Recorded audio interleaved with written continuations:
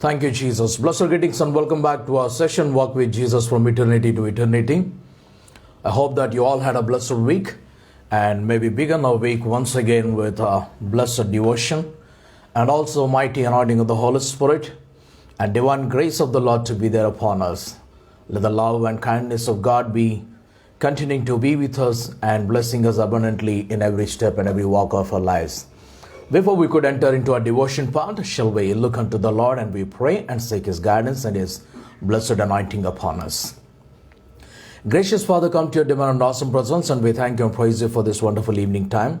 Thank you, Lord, for all the provisions that you have made for us, and thank you for the life that you have granted us, God Father, as a gift to God Father, Lord. Thank you once again for this wonderful gift to God, that Lord, you kept us safe and alive, and also, Lord, you blessed us so that we could be counted among the blessed ones and counted among the ones, O God Father, who could glorify your name. Be with us, O God Father, and speak to us, O God Father. We count every blessing and every graceful work, O God Father, that you have done for us, O God Father, and you shower upon us, Master. And we glorify your name. Lord, be with us, Lord. Bless all the people, O God Father. Speak to each and every one, O God Father. Strengthen us once again with the mighty anointing of the Holy Spirit. Give us your great wisdom and understanding also, so that we can understand the scriptures, Lord, and explore them properly, Lord. Father, once again, we thank you for answering to us. In Jesus' blessed name we pray. Amen, amen, and amen.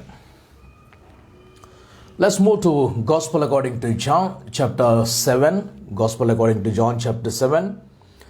We are there with Jesus and his brothers, who said to him, "Why don't you show yourself in Jerusalem, so that during the festival time, festival of tabernacles, where the people from all around the world will be coming, and they shall also know who you are, and your disciples also may believe in you."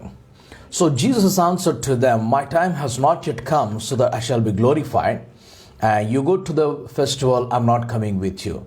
And then later on, Jesus moves in secret. Then he enters the temple and he began to preach and teach there. Now Pharisees wanted to arrest Jesus and kill him. The Jews wanted to kill Jesus, and they could not do it because there was a division among the people. Some started to believe that he's a good man, and some started to believe that, some started to blame that he is a deceiver. And we had seen many have recognized him as a teacher, and some recognized him as a prophet, some recognized him as a good man. So others recognized him as someone who is breaking the law of Moses that was given by God through Moses. So we see later on the officers were sent to arrest Jesus. In verse 32 we see the Pharisees heard the crowd muttering such things about him, and the chief priests and the Pharisees sent temple police to arrest him. Then Jesus said, I'll be with you a little while longer, and then I'm going to be with him who sent me. That means I'm going to my God the Father who has sent me. So you will search for me, but you will not find me, and where I'm going you cannot come. The Jews said to one another, "Where does this man intend to go that we will not find him? Does he not to go to the dispersion among the Greeks and teach the Greeks? What does he mean by saying, you will search for me and you will not find me, and where I'm going you cannot come?" So they could not understand what Jesus was saying. But Jesus was preaching and teaching to them that on the last day of the festival, the great day, while Jesus was standing there, he cried out, "Let anyone who is thirsty come to me. Let anyone who is thirsty come to me." This is what God says even to everyone, even to everyone from the beginning of his creation. If you are thirsty, you have to come to the waters. And Jesus said that I am the one who can give you the living waters. I'm the living waters. I'm the living bread. You come to me, you take it. So on the last day of the festival, the great day, while Jesus was standing there, he cried out, "Let anyone who is thirsty come to me, and let the one who believes in me drink." As the scripture has said, out of the believer's heart shall flow rivers of living water. Now he said this about the Spirit which which believers in him were to receive. For as yet there was no Spirit, because Jesus was not yet glorified. We see it when Jesus gives the final teaching to his disciples. He says, "I'm going to my Father, and then when I go there, I'll be sending you the Comforter, the Spirit, Holy Spirit. I'll be sending you." So this part we are yet to receive. So no one has yet received it, and Jesus is proclaiming here.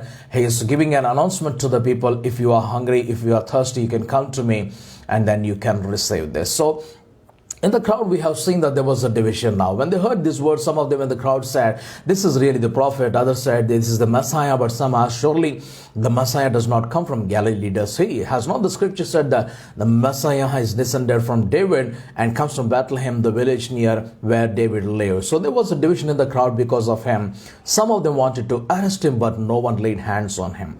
And then the temple police went back to the chief priests and the Pharisees and reported what they have seen him. So why did, who asked them, like, why did you not arrest him? The police answered, "Never has anyone spoken like this."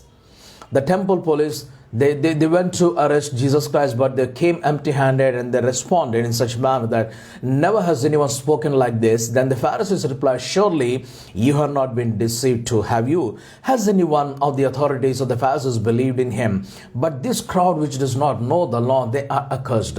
Then comes the role of Nicodemus here, where we see Nicodemus in the John's Gospel in the beginning, where during the night he comes to Jesus and he says, "Teacher, teacher, teacher," and then he speaks about the eternity. Then Jesus asks him to be born again. So we haven't seen Nicodemus later, and then Nicodemus is appearing here defending Jesus Christ.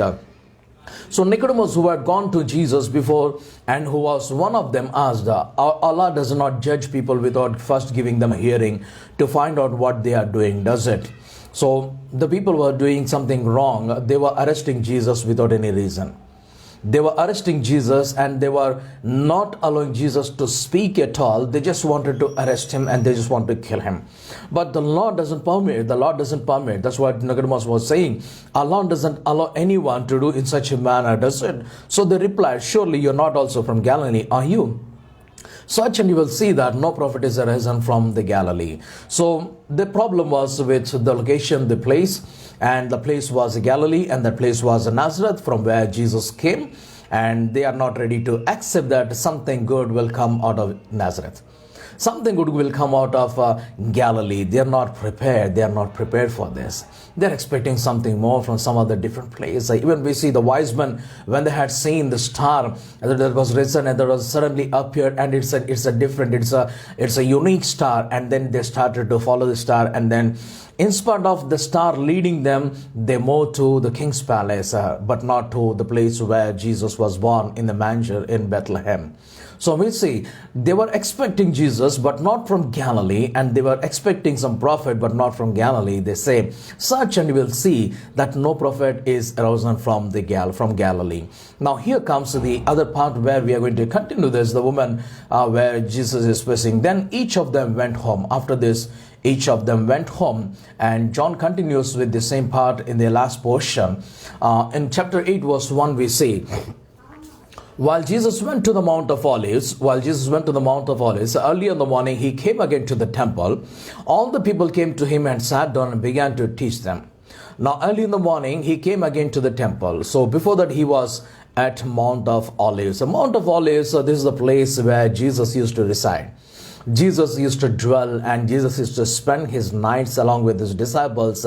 This is in Bethany, and it's called Bethany, and this mountain is called Mount of Olives. So early in the morning, he came again to the temple. All the people came to him, and he sat, and he began to teach. The scribes and the Pharisees brought a woman. They brought a woman who had been caught in adultery and making a stand before all of them.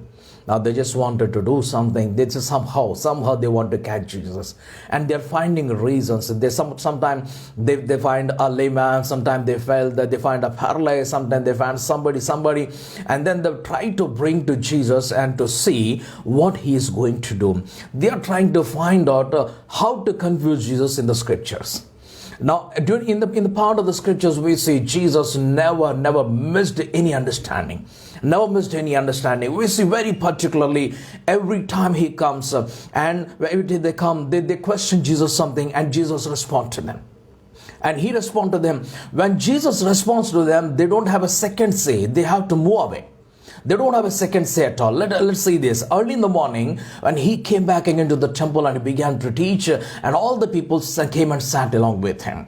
The scribes and the Pharisees brought a woman. Why do they need to bring a woman to Jesus Christ? They have the law along with them. They can go and do what the law says. And they are the people who are to judge according to the law. And it's not Jesus. Jesus is not authorized. Jesus is not a part of it. Jesus never involved himself in the Sanhedrin. He's not one among the Sanhedrin.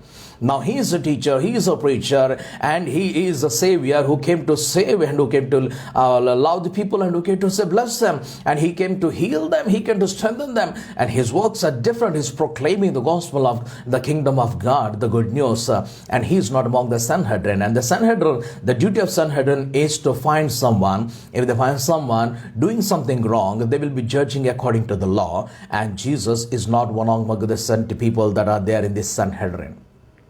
Now the scribes and the Pharisees brought a woman who had been caught in adultery, and making a stand before all of them, they said to him, "Teacher, this woman was caught in the very act of committing adultery. Now in the law of Moses commanded us to stone such women. Now what do you say?" What do you say? You came to save people. Now are you going to save even the sinners? Are you going to save even the adulterers? Are you going to save even the murderers? Are you going to save such wrong people? Now, Jesus plainly very well said, even in the prior versions too, where he said that I came from the sinner. I came for the sinners, not for the righteous one. I came so that they shall be saved. A physician is required for a sick person, but not for a healthy person. So this woman is caught in adultery and she's committing sin. And this is my duty, my responsibility to make her realize what she's doing. And then when she comes to her senses, then repents, and then I have the authority and I have the heart and I have the kindness to forgive her. Now this is what I came for. If anyone comes for the forgiveness, if anyone seeks forgiveness, if anyone repents, that's what even John the Baptist began with his proclamation, along with saying that repent for the kingdom of God is at hand. Repent, you need to repent, to repent. Now what Jesus is answering to them, when the Pharisees and the scribes, they brought this woman who is caught in adultery and made her to stand in front of Jesus and saying that she's caught committing adultery. Now the Moses law commanded us to stone such one. What do you want to say? Jesus gave a beautiful answer. Not to defend her. This is not to defend her, but this is to make them realize, and this also woman realize, that what they're doing is wrong. Both of them doing wrong. One, this woman is caught in adultery, and this is wrong. God cannot ignore this. God can never ignore this. And the second thing, the people who are trying to find faults in others, they are never able to find faults in themselves. Now Jesus says that before you trying to clean somebody's eyes, trying to clean your own eyes. Before you do something to others, try to do it for yourself. So why Jesus was against the scribes and the Pharisees? He was particularly not against them, but the kind of hypocrisy they are projecting, Jesus was against the hypocrisy. Now, if these people were really true and they were holy and the righteous and were living the life according to the law, then Jesus had no problem with them. Even today, Jesus doesn't have a problem with them. They have a problem with Jesus Christ. Now we see when they brought this woman to Jesus, now what he is saying to them, how beautifully he is saying to them. Jesus said this to test him. They said this to test him so that they might have some charge to bring against him. Jesus bent down and wrote with his finger on the ground. When they kept on questioning, he straightened up and said to them. They kept on questioning one after the other. One which is required for our scriptures and for our reference is mentioned here. They kept on questioning. So he straightened up, that means he looked up at them and said, "Let anyone among you who is without a sin be the first to throw a stone at her. If you find there is no sin in you, come on, take a stone." If there is anyone standing here or putting a charge against this woman, do you find in yourself, when you examine yourself, you find no sin in you, you have the right. You really have the right. The law of Moses had given authority and right to stone to such people who are really following the law. And in this group we have seen no one. So Jesus said, Let anyone among you who is without sin, be the first one to throw it at her. And once again he bent down and he wrote on the ground.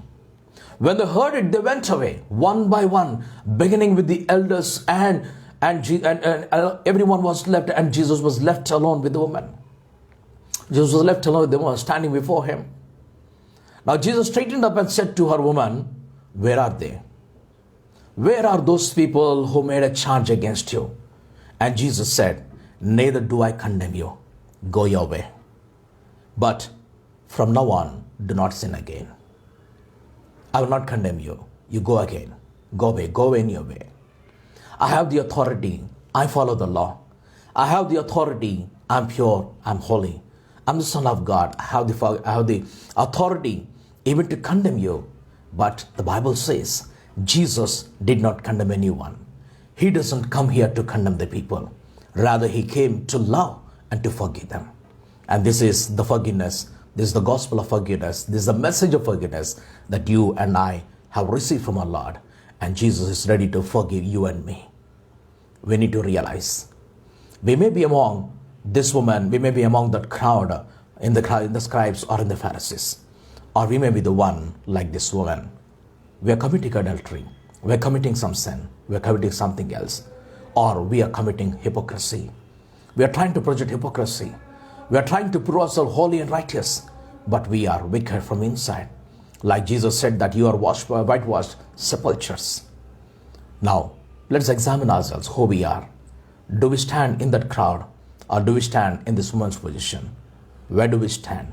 We need to come to Jesus, and then we need to ask his forgiveness, and he is there to forgive us, to love us, to accept us. Shall we pray? Father, in the name of Jesus, we do come to your divine presence once again.